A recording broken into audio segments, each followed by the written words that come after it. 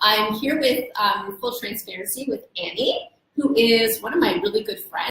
She was at 2 of my 3 births. She should have been at the 3rd one, but didn't make it.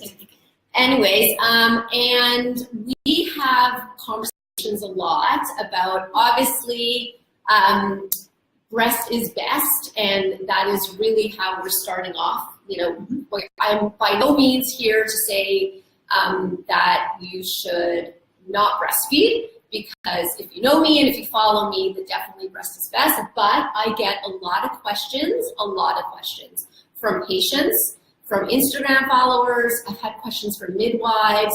I don't know the answer. Annie is, well, Annie will tell you who she is, but Annie is the expert. And so Annie, why don't you tell us why we're here and who you are? Sure. So like Rachel said, we're in full transparency. We are dear friends and colleagues. We went to school together. She's a naturopath. Yeah, so professionally I'm a naturopath, but for almost 4 years now, I've been working with Kabrita USA and kind of left my private practice life, my teaching life, my natural product world life, and kind of dove headfirst into formula world, and have learned so much and feel so proud to work for Kabrita, which we can talk about in a little bit. And yeah, and so But Annie's really going to give us the lowdown on labels and what you want to look for in a formula and what you don't want to ideally have in a formula, what your better choices are. And she is a very honest person, and I wouldn't be sitting here with her if I really didn't believe that. Thanks, Rachel. Yeah, so we get a lot of questions from our Kabrita community of parents, and so I have often told those to explain that to Rachel, that we get a lot of questions, and one of our core values is to be transparent and accessible and responsive. So we spend a lot of our time internally doing that, and then on Rachel's end, she's come to me with a number of questions that she gets from her community. And so we thought it would be a really good synergy to do this and try to bring information that was really usable to all of you. Yeah. Okay, let's do it. Okay, so jump in, Annie. Tell us, where should we start? Okay, so my feeling is that people want to know about very specific ingredients, because when we get questions, people say, like, what is this doing in my formula, or what should I not get in formula, or what do I want in formula? So we're gonna for sure talk about that. We have a question coming up. Can formula cause a milk intolerance later in toddler years? Hi, Total Mom Show. Hi, guys. Okay, because we have so many great questions. Yeah, hear that? I'm just gonna park it for a quick moment, because I just want to start by giving like a little bit of context so that everyone's on the same page. And I will say, actually, in case you're just joining us now, or if you don't have time to stay for this entire live chat, I wrote a really long blog, and it's on the Bump to Baby website. It's not that long, and it's very detailed, but it's not that long. It's an easy read, and yeah, it's on the Bump to Baby Show website, and I'll be tagging it and linking it all up for everybody. Yeah. So basically, I say that because we're probably going to go on some tangents today and maybe not cover everything you want to hear. So I did write this robust piece, and it's on the site, and I will direct people there if they have questions, or we can always connect after. But in any case, I just feel like a very important first place to start, which may be self-evident for a lot of people, but a really important place to start is, what is the aim of infant formula? And really important to recognize and remember that the aim of infant formula is to model or simulate the nutritional profile of breast milk. So really, really, really sort of foundational concept. It might be really obvious, but just important. So really, formula, like, we're trying to copy something. Right, something which is like so complex, so special, impossible, right? Breast milk is dynamic. We know it changes with baby's needs, but ultimately it has relatively predictable nutritional profile. And so a formula, which is static, it's not going to change with baby's needs, it's going to be, that's what you're trying to do. So please keep in mind that everything in infant formula or baby formula is there to contribute to that profile. So that's like a very important first foundational concept. The second, which is like not as fun to talk about, but has been such a learning and eye-opener for me, is around regulation. So I could go on and on about regulatory framework for formula, but I just want everyone who's watching and who's going to read the blog and give us questions, I'm hoping that people will understand or appreciate that there are very strict regulatory guidelines that both Health Canada and the FDA have when it comes to the ingredients. We may have lots of questions about what is approved for use, but ultimately, you have to prove a number of important things. I mean, this is food that you would be giving your infant many times a day over many days, many weeks, months, and so we really need to make sure that, like, I guess the government is really wanting to, obviously they don't want babies to be getting sick. No, and I would say, Rachel and I had a sort of a preliminary chat, and one of the things that came up was, especially when infants are 0 to 6 months, and they're not eating complementary foods, and it is what we call like their sole source of nutrition, it's really critical. Like small nutritional differences or discrepancies, whether it's excess or insufficiency, can really add up or create an issue over time. So just for everyone's information, some of the requirements that the government has is you have to prove that your ingredient is safe for infants. So it has to be approved for use in a formula. It also has to be shelf stable, so it can't degrade over time. I mean, the reality is an infant formula tin is going to sit on a shelf for many months, so it has to.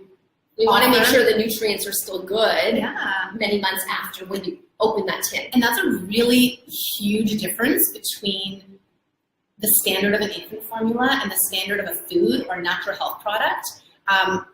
Natural health products and foods are allowed to have what we call like a nutritional variance. So they can have a variance in terms of what they offer. Like a probiotic might, have 100 billion, but, maybe at the expiry date there's 50 billion, and that's sort of okay, but this is not okay to have any variation. No, the government says that certain nutrients have to be offered within a very strict band, and you have to offer 100% of what you declare by the end of the shelf life. So there's really very little wiggle room there. Yeah. And then obviously, a bit of a side thing is that the ingredients all have to be in a formula that you've shown contributes to safe growth. So all infant formulas on the market in both Canada and the US have gone through a clinical trial, which takes a lot of time and is really expensive to be able to be called an infant formula. So there's a lot of process involved, and a lot of there's a lot, exactly. But okay, yeah. So we're going to talk about. All right, we're going to get into it. Again, all of this is on the blog as well. There's a lot of talk about well, not a lot of talk, but there is mention of the to the regulations. Yeah, paragraph there. Okay, so let's jump into an overview of formula and kind of the breakdown and how you want to kind of move ahead. Sure. So when I was talking to Rachel and I was sort of saying, how do you decode a label? I was saying that I try to encourage folks to look at labels in sort of 4 main parts, maybe even 5, but keep it 4 to be really simple. So you want to identify your protein source in formula. So remember, this is all in service of modeling breast milk. So you need to offer some type of protein for the baby. You need to offer a carbohydrate source for a baby. You need to deliver fats for a baby. And then that 4th category are the vitamins and minerals.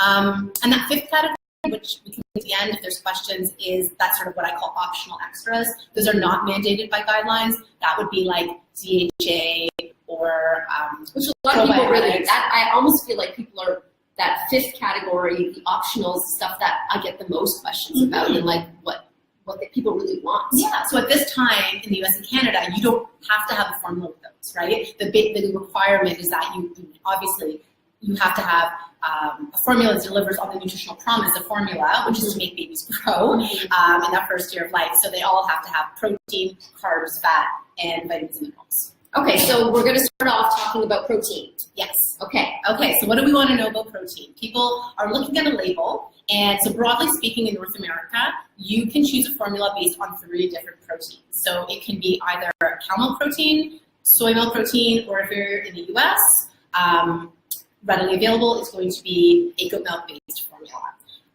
So let's just take a pause and think about breast milk for a second. Breast milk, when we talk about protein, it's not just like one thing.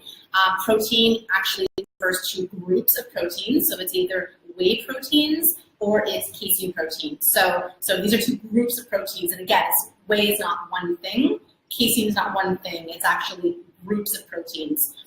Breast milk is more whey than casein. Okay. So there's more of that whey protein group than casein protein group.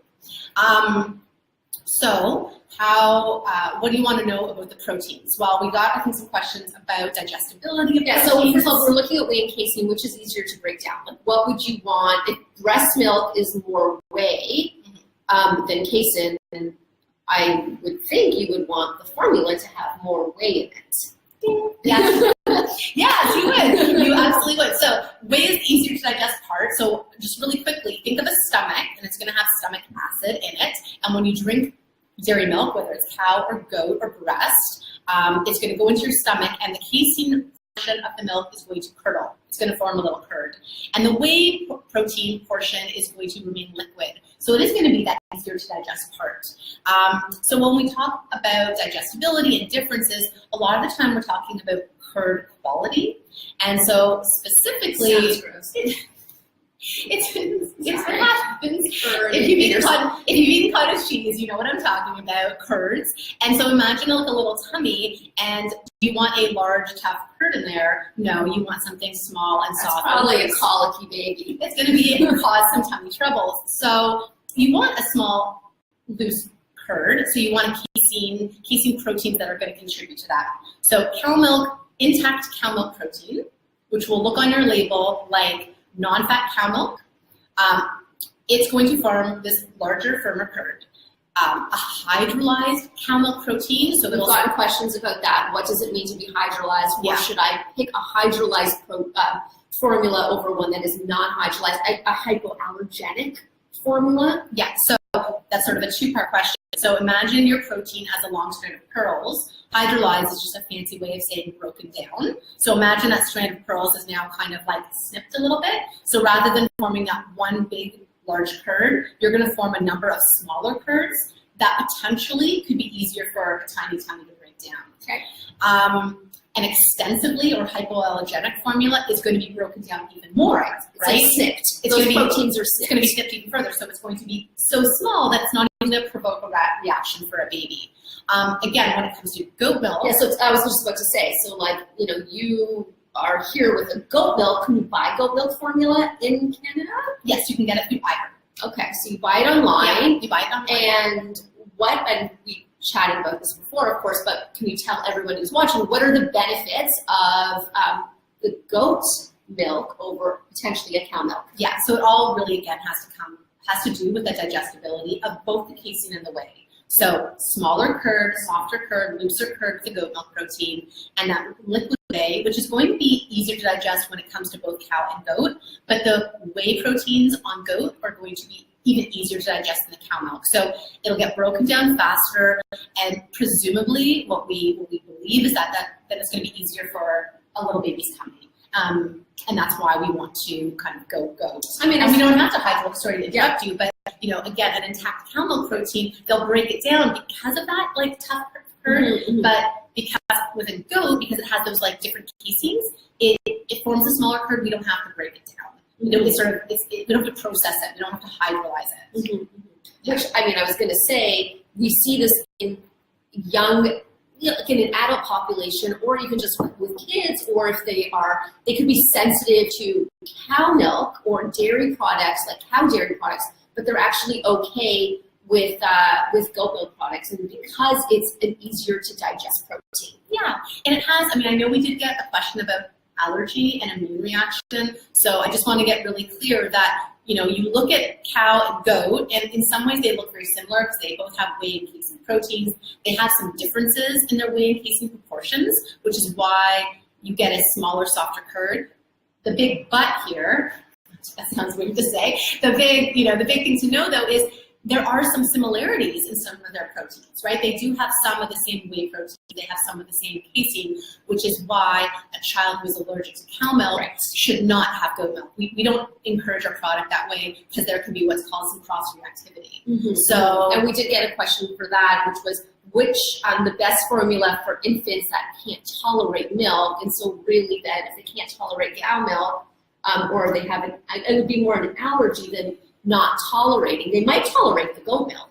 Yeah, again, people use a lot of terms interchangeably. They'll use sensitivity, tolerance, allergy kind of as this one mix up. I always tell, you know, again, because your healthcare provider knows your baby the best, I always sort of defer to those questions.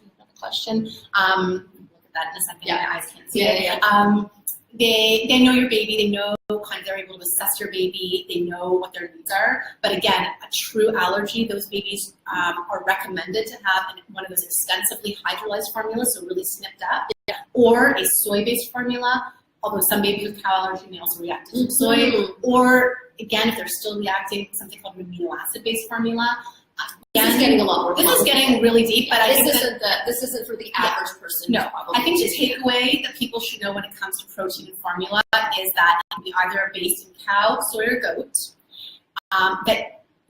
If you're having cow or goat, what you would like to see in your formula is that has additional whey, because whether it's cow or goat, that's going to make it even easier to digest, because whey is the easier to digest part. And you should know also that if you choose a cow milk-based formula, and it says hydrolysate on it, or hydrolyzed, that just means that they've snipped up your cow milk protein. Okay, that's probably the takeaway there. If you have more questions about protein, let us know, and we'll address it. Yeah, great. And check out the blog. Okay, so the next category, and this is a huge one that people are interested in, because I think the sugars they fall under the carbohydrate. Yeah. And so we've talked about proteins, and now we're gonna talk about carbs, and next will be the fat. So we're really making up a complete meal. Yeah. And so it's a whole meal. So tell us about the carbohydrates and what we're kind of looking for and what we're not looking for. Yeah. So, okay, just like I started with protein by referring us back to breast, that gold standard, I'll do the same with the carbohydrate. So what is the primary carbohydrate in breast milk? Lactose. Lactose. Yeah, so it is lactose is that milk sugar, right? So as a lot of people are sort of what I call lactose phobic. They don't want to see it. There's a whole industry devoted to lactose-free cow milk products. Mm-hmm. But again, please always remember that your little infant is not just a mini adult. If they were breastfeeding, their primary source of energy would be derived from lactose. Mm-hmm. So ideally, for most healthy babies, if you're going to use a formula, you're going to want a formula that contains lactose as its primary carbohydrate. You would see that simply at the top of the ingredients list as lactose.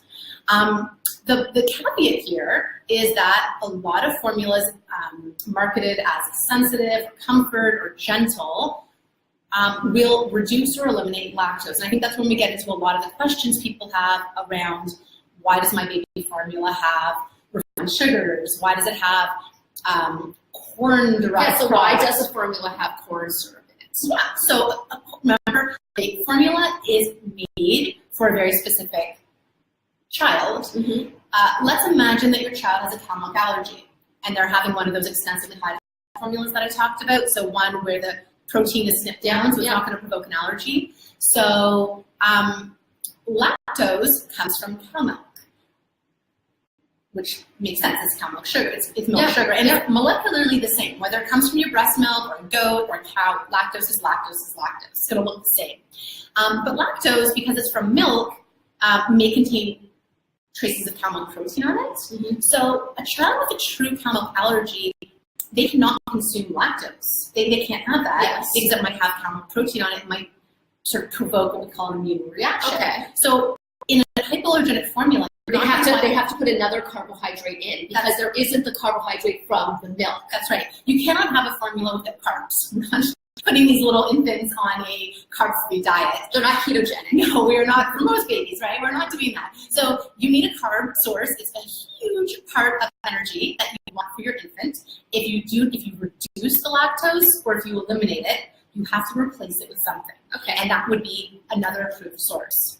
Now, again, what my preference is for most healthy babies is ideally to look for a formula with lactose. Okay. But you will often find if you're having one of those gentle, comfort-sensitive cow milk-based formulas, the ones that are partially hydrolyzed, because they're also trying to make it as easy to digest, they've also reduced or eliminated the lactose. So again, it's my belief that most babies will do just fine with the lactose. So in sort of, if a purist formula sense, then you would have the lactose in it. Yes, in my ideal, mm-hmm. you would have. And then you can avoid having some of the sort of gross stuff that we don't really want. Yeah, I mean, really, we also know like there's some really great research around lactose. Lactose helps to absorb calcium. It feeds the microbiome. So nature is brilliant. It's there for a reason. If your baby doesn't need to avoid lactose, then ideally you're choosing formula with lactose in it. Okay. Yeah. Okay. Anything else we need to know about the carbohydrates? Not right now. If people have more questions, please send them in. Okay, so the next category that we want to look at are fats. Yeah. Right? So we've chatted about the protein, and we've chatted about the carbs, and now we need to put some sort of fat source in. So this is also a category where, I don't know, I read the ingredients and I'm like, they sound gross, I'm sorry. No, I didn't make the rules. Okay, so fat's really important. After carbohydrates, it's going to be, your second major source of energy, right? Fat helps to deliver fat-soluble vitamins. It's just like really, really important. And breast milk, again, being that gold standard, what we're trying to model our fats in formula after is breast milk fat. Okay. So again, just like proteins, it's not just, one fat, it's actually a group of fatty acids. And breast milk fatty acids are quite predictable. Breast milk is about 30% oleic fatty acid. It's about 1/4 palmitic acid. So what makes it different? What do you guys have in yours that makes it different? Yeah, because we know that palm oil on its own, even though it supplies valuable palmitic acid, it's not optimized for absorption. We use a very special form called high 2 palmitic acid, which is like not a very nice sounding ingredient whatsoever. So if I saw that, I'd be scared. I'd be like, I don't want that product. Right, fair enough. But what is good to know is that we use palmitic acid in the structure that it's found in breast milk. And that's where nature is so intelligent. Breast milk is 1/4 palmitic acid, but it comes up not just sort of in this random way. It actually shows up in a very specific structure. Okay. So we match the profile and the structure, and I think so. Ultimately, I'd like people to look for, if they're going to choose a formula that has a palm derivative in it, you want to make sure it's in the right structure. And where does it come from? Like you mentioned soybean oil. Soybean is separate from, yeah. So there's all formulas will have a blend. Mm-hmm. And so what I want people to look for when they're looking for a plant-based blend is something that's non-GMO. If it's going to have palm oil, make sure it's in the what I call like ideal structure. And those are like the two main things that Do you need to have soybean oil? If it's a part of your blend, soybean oil contributes a fair amount of oleic and linoleic acid, I think, if memory serves. But again, our blend is non-GMO. So again, people should know that soybean oil is free of protein. So if the concerns with soy have to do with protein, soybean oil is free of protein. Okay. So that's good. So from an allergy perspective, it shouldn't be an issue. But again, you still want it to be non-GMO. So Kabrita, for example, is manufactured in Europe, where everything is non-GMO. It's the same standard as the non-GMO project verification, non-GMO label. Okay. So that's what you really want to look for in formula fat. If you guys have more detailed questions about it, send them our way. All right, so last category that really you wanted to touch upon. Sorry, more questions coming in. Something about breast milk. Yes, absolutely. Breast milk changes. So there's just a comment. Breast milk changes as the baby grows. The breast milk structure changes with what it provides as the baby gets older. Is this true? I would say that breast milk is dynamic. Yeah. So in absolute And also if a baby is sick, it's amazing that the immunoglobulins of breast milk will change as if a baby is unwell. So it really becomes very tailored to that specific being, which is why breast milk is amazing. Yeah, no, 100% agree. Absolutely. Breast milk is We're all on the same team. Exactly. It's 100% dynamic. So I think that, when they are looking at fatty acids in breast milk, really interesting, and I was mentioning this to Rachel, there's a really cool study that looked at breast milk fats from women around the world, and it was all very similar. There were some differences in DHA, which we can talk about, but ultimately the oleic and the palmitic being the main fatty acids in breast milk is really consistent across cultures and diets, which tells me that, babies just need that for absorption of minerals, absorption of fat, bone mass, etc. So these are critical. You can't just sort of like not have them in your product. So you cannot just sub out all those oils that you don't want and just say, okay, whatever, I'm just going to give my baby coconut oil because I deem that to be the best. Right. It's not following that principle of modeling breast milk. All right, let's kind of try to wrap things up a little bit, and let's think about a few questions. The vitamins and minerals that are added. Yeah. So to a formula. Yeah. And I sort of talked about that a little bit in the introduction when we were talking about regulatory kind of framework. That when you're looking at an ingredients label, so you have your carbohydrate, your protein, your fat blend, and then probably 2/3 of your label is going to be the long names for the vitamins and minerals, Right. And those are dictated by the government. The forms you have to put the legal name for those ingredients. So you might see cyanocobalamin, or you might see cobalamin, and you might say, "Oh, that sounds horrible." But That to me is a naturopath. But as a mom or as a consumer, you might say, "Oh, what is that? I'd like to. I prefer B12." Well, it's the same. Yeah. And so that 2/3 of that label is really just going to be all the names of the vitamins and minerals that, kind of by law, that's what you have to use. And those are the forms. So what are some ones that we really want to look for on the label? Well, I think you and I were sort of chatting about this before. It's standard. Like, you're going to see, biggest differences between the proteins, the fat blend, and maybe the carb source. But truly, depending on the country, like, there's slight labeling law differences between Canada, the US, and even Europe. But ultimately, you're going to see the same mix of vitamins and minerals. So for the most part. So in a way, as a parent, you don't have to think so much about this category. I think it's what makes the label really, really long. But ultimately, if it's one less thing you have to dissect, yes, as a parent trying to make the best choice that they can for the situation they're in. Yeah. And I just want to emphasize, when it comes to the vitamins and minerals, these are, again, those forms that have been included in those studies that show that babies grow and that have shown to be shelf stable. Okay. There might be nutrients that as adults that we seem to prefer for our own supplementation. At this time, they are not approved for use in formula. Really important. Like a methylcobalamin oversight. Or like a methyl tetrahydrofolate, like that activated form of folic acid that I think that a lot of adults are preferring. It is not approved for use in food. Okay. Yeah. All right. And the last thing do we ever find probiotics in a formula? Yeah, for sure.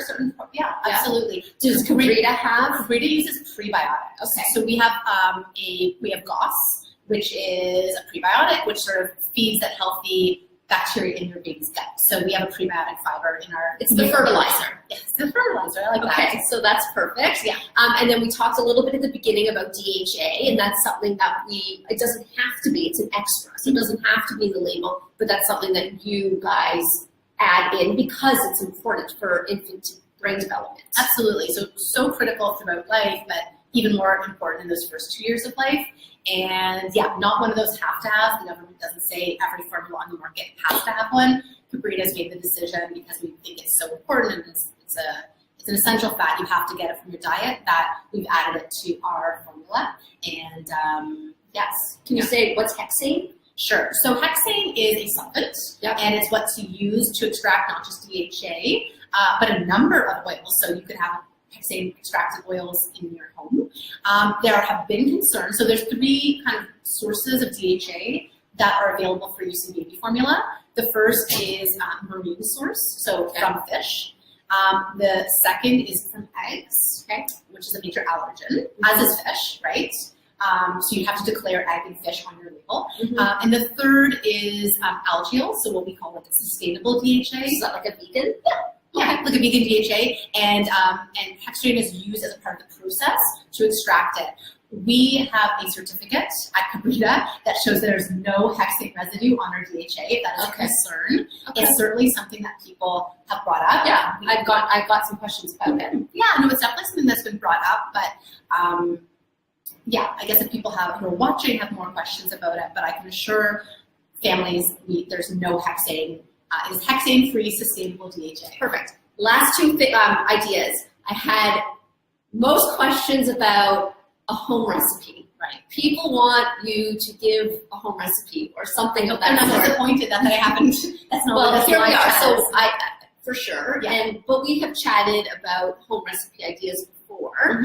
And your words on that. I have learned, as I was saying, like just so much about formula in my time with Kabrita, and I just want to say, like, we know that feeding decisions are difficult. Yes. We know that every parent just wants to do the best for their baby, and that's like period, full stop. I can't support homemade recipe formulas anymore, personally and professionally. I just know too much about the guidelines and regulations now and food safety. So homemade recipes are not regulated. There's no consistency. I've seen and been a part of a number of chat groups where people are given recipes and then tweak it as they see in response to their baby, and again, with the best of intentions, but ultimately it's not delivering on the nutritional promise or expectation that, like, oh, maybe I'll just cut the lactose because my baby seems a bit gassy, or I can't find molasses in the store, maybe I won't have that, or I substituted the cod liver oil for coconut oil. Like, there's just a lot of substitutions. Well, and it sounds like those are the things that actually can make infants sick. Well, again, this is not to disparage any natural product or grocery item, because again, I believe that every company has really noble intentions, but I guess what I can't emphasize enough is the food standards are just so different. As we were chatting about, one of the requirements of formula is that those shelf life studies. So let's say you buy your molasses and expect to use it for your homemade baby formula recipe, and it tells you how much, let's just say, iron it's delivering per serving. And even as a parent, you are a pro mixer, you know how to bake, you know how to mix everything, and you follow a recipe to a T. There is still no quality assurance that your baby is getting what is on that nutrient label, because that is not a requirement of that food. There could be a discrepancy. So even if you are following a recipe that you got from a trusted friend or a group, through no fault of your own, your baby may not be getting, just because that is not the standard. Never mind, sadly, contamination issues. Formulas for babies are tested to be free of pathogens. I can say that Kabrita, for example, is free of heavy metals. I've unfortunately heard some really scary food contamination and heavy metal recently, the protein powders, molasses with heavy metals in it. So again, parents have the best of intentions, but because those really vulnerable little babies, especially in the first 6 months of life, need very specialized nutrition, I just can't support it, because of, it's really a safety issue. I think it's a food safety issue. And again, it's not something, to be honest, I mean, I don't have, it's not something I really recommend in my practice. But I know you got a lot of questions about I did, it. and that was actually the most amount of questions that I got. Was get a recipe.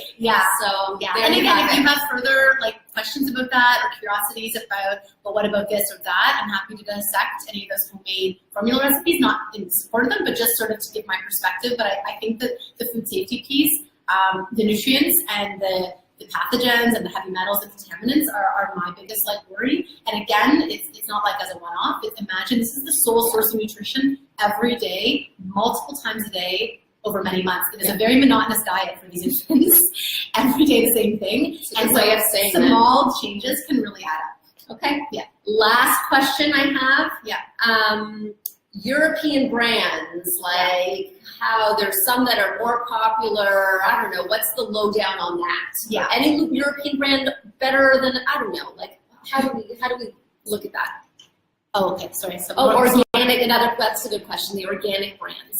So my general take on European quality. So I think my sense, and please, if anyone's watching and has another point of view on it, let me know. But my feeling is that a lot of people are choosing European brands because of the quality. And I referenced it earlier. The law in Europe is the non-GMO standard.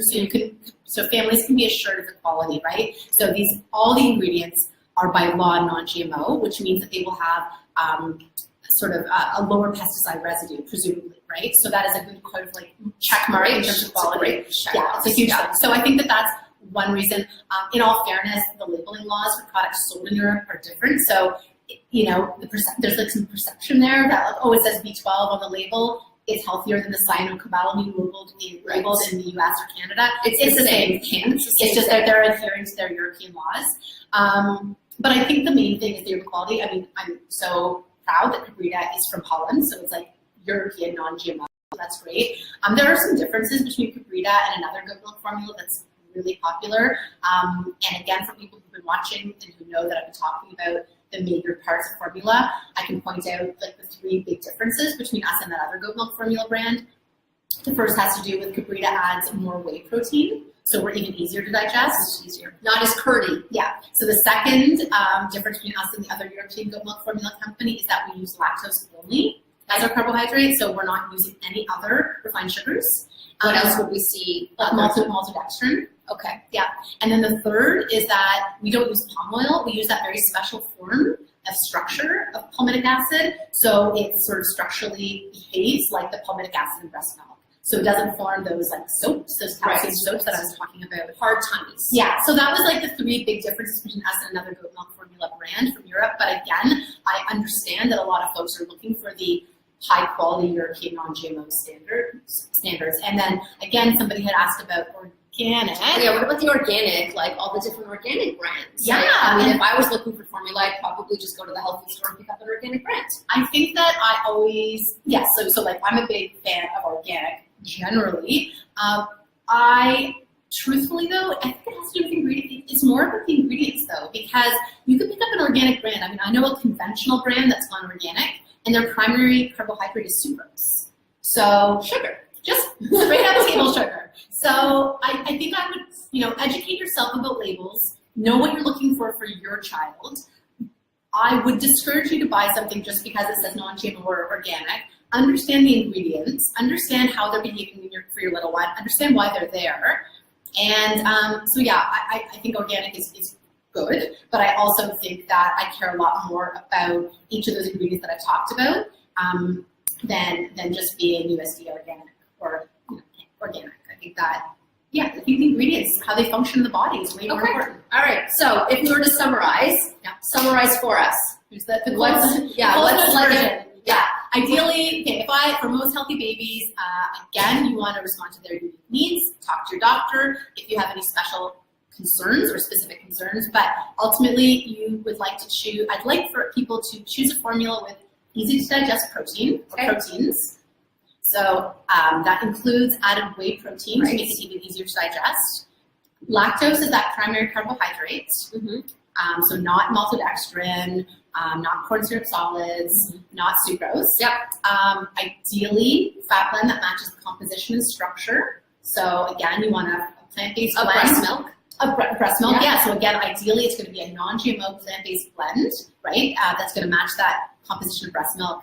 I am a big fan of omega-3 fatty acids, so DHA in your formula to support that brain development.